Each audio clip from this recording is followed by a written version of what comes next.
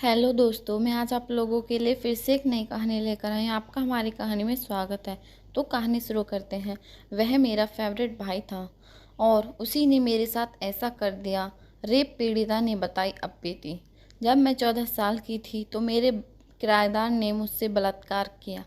वह मेरा फेवरेट भाई था और मुझे उससे बात करना अच्छा लगता था। मेरी माँ ने कई बार इसके लिए सचेत किया, लेकिन मुझे लगता था कि वो ऐसे ही बोल रही हैं। मैं जानती हूँ कि मुझे उनकी बात सुननी चाहिए थी। अक्टूबर 2015 का महीना था। दोपहर के समय घर की घंटी बजी थी। मैं घर पर अकेली थी क्योंकि मम्मी पापा और बहन उत्तर प्रदेश किसी शादी में गए हुए थे। स्कूल में मेरा टेस्ट था, इसलिए मुझे रुकना पड़ा था। इसके अलावा घर बंद करके ऐसा छोड़ना हमारे इलाके में ठीक भी नहीं था। मुझे आज भी अच्छे से याद है कि वह किस तरह से दरवाजे पर खड़ा होकर मुस्कुरा रहा था। उसने मुझसे एक कप चाय बनाने को बोला। जब मैं किचन में जाने लगी तो उसने तुरंत दरवाज़ा लॉक कर दिया।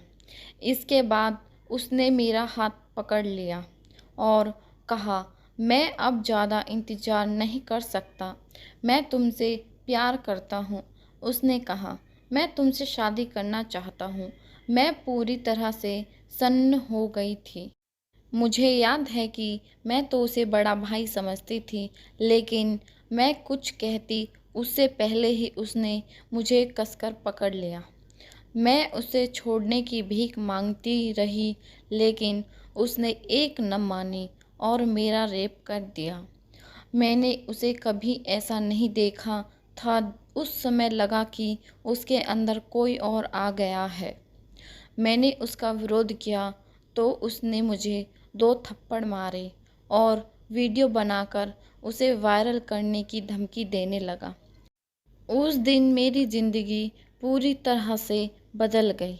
मैं बहुत ही चंचल लड़की थी, लेकिन इस घटना के बाद मैं पूरी तरह से शांत हो गई।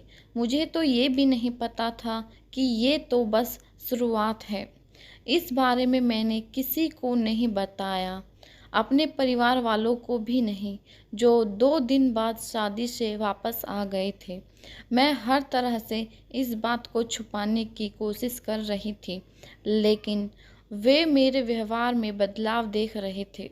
जल्द ही मैंने स्कूल जाना बंद कर दिया। मेरी तबीयत ठीक नहीं रहती थी।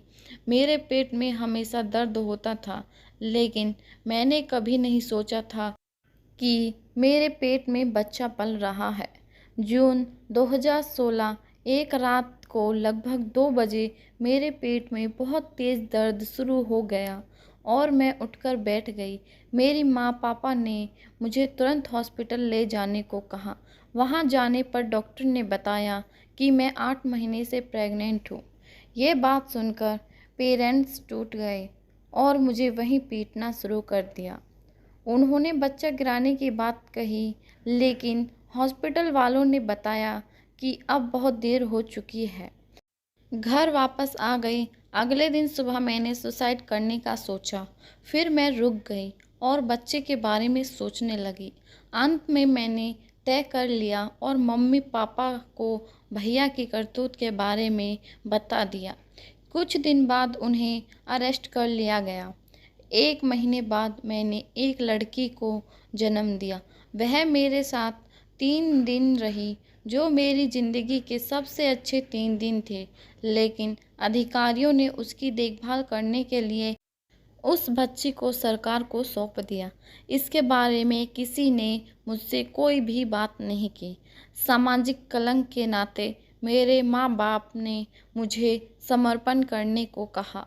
मैं नाबालिग जरूर थी, लेकिन मैंने उसे जन्म दिया था। इसमें मेरी क्या गलती थी?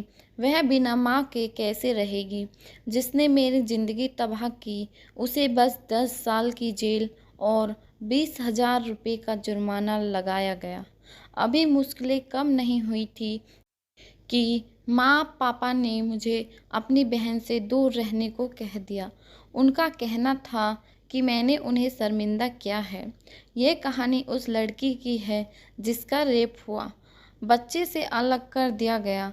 माँ बाप ने भी दूरी बना ली। इसके बाद यह लड़की एक गैर सरकारी संगठन के साथ काम करती है। यह कभी दोबारा स्कूल नहीं जा पाई। उसके बच्चे को एक परिवार ने अपना लिया था।